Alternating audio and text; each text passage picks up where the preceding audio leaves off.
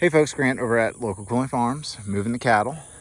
They've been in this grid over here 2.5 days, so we're ready to move them to this grid right here. I'm really curious to see if they're going to eat this. I need to get the name for it. I still haven't. It's a legume. Folks around here call it a coffee plant. It's not coffee. We all know that, but anyway, that's what they call it. So I've got my T-post PVC sleeve here. This is how I'm powering the fence because I didn't have a jumper over here and I didn't bring out one either walking over here. So I've already kind of initially let them know that I'm in the neighborhood.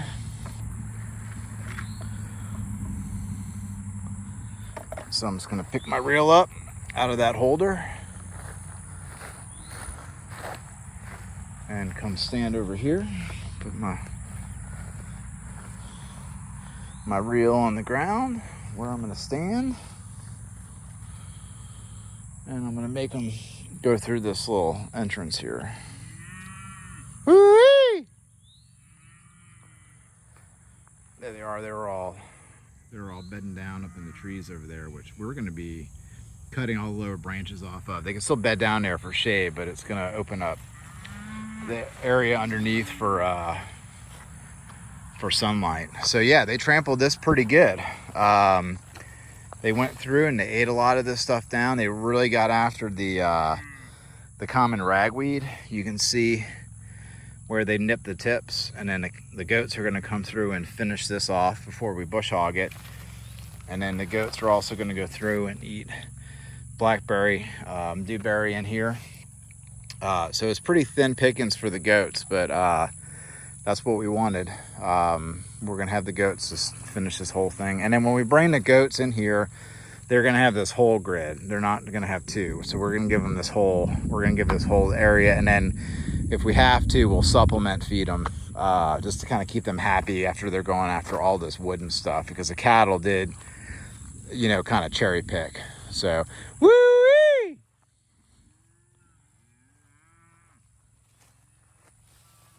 Woo-wee!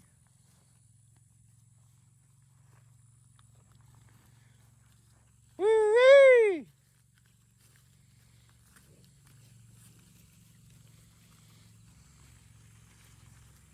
Hey crew, what's going on? Looking good.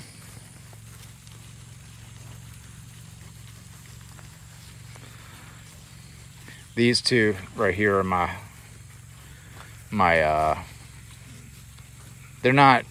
they spooked easy. They're not crazy or anything. They're just I think she's got some Corriente piney woods or something in her, but she's naturally pulled, so who knows what they bred her with. Woo-wee!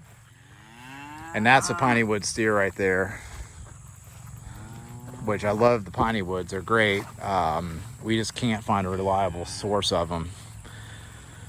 And then that's another piney woods right there. See how it's getting after the morning glory. Pretty good, getting after the morning glory. Woo-wee!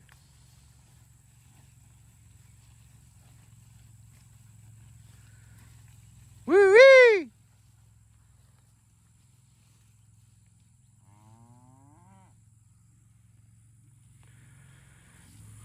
It's like, hey fool, you're going the wrong way.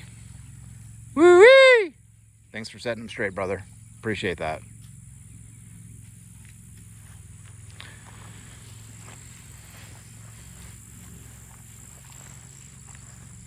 Woo-wee!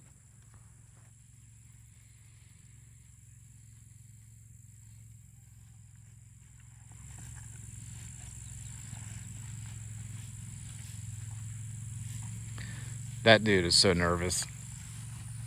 You see that dude right there, that black one that was all spooky? He came from a grass-fed operation doing rotational grazing, and he has not calmed down since we got him.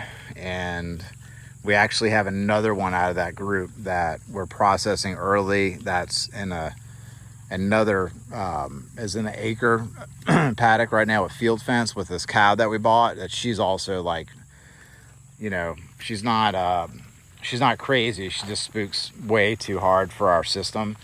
And so we're actually processing that steer early, and then processing that cow as well. And so they're just not going to work with our system. So if they don't work in the holding paddock when we receive them, after a couple of tries, then we just, we just call it, and they go off to freezer camp. So we're pushing them pretty hard with doing 90-degree turns and different things here.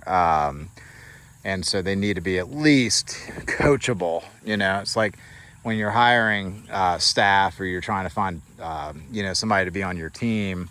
If they're not willing to be coached, you gotta recommend a different home for them. However that happens. Same thing with livestock. If they're not going to be trainable or coachable, you got to cut your loss and get rid of them.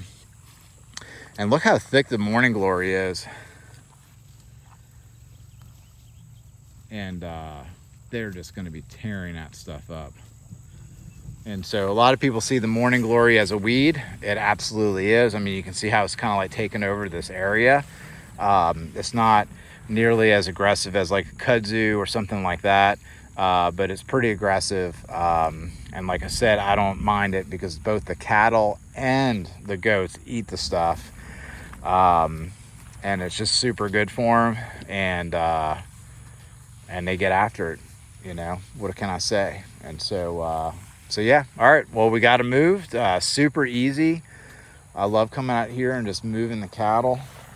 After you get your system set up, we don't have to come out and move any step-in posts or anything. It's just come out here, move them, call them, move a little fence, put it right back, and yeah, that's what we're doing. So we got swamp hibiscus. Those flowers have gone away, and those ones right there and right there are about to open up. It's a beautiful flower. And then this center of the field is low, and it holds water, and it gets real mucky in the center. But I've dug some preliminary swales in here. I dug 3 of them in there, and that's about they're about 5 foot deep, something like that. I dug 3 of these. They're about 5 foot, 6 foot deep, 8 foot wide. I don't know, 15, 20 feet long, something like that. Because the water runs through here, gushes through the center, and it goes into another ditch. So I did 1, 2, 3. So I put 3 3 of the holes in there, or these real small swales,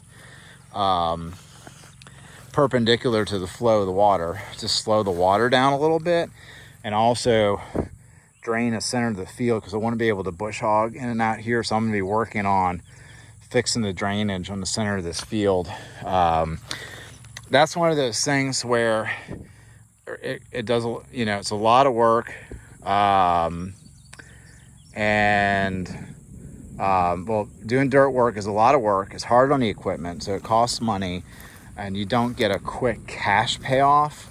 And so we're real careful about doing the dirt work that we need to do on the farm, because that's like icing on the cake type stuff. Some people buy their place and they go crazy with the dirt work, but it doesn't cash flow anything. You don't make any money on it. Yes, it improves the property. Long term, it's like a 30-year payoff. But we'll come back and we'll work on that later. I got a whole bunch of projects that I want to knock out. Timing's got to be right so we can rent track hoe and just spend nothing but 5 days just me on the track hoe, just doing all the dirt work projects I want to do around here. We'll have a list of them, but just not a priority. I'll just do little things like that, little get-bys. So, all right, well, the cows say hey. Look at that, getting after that morning glory.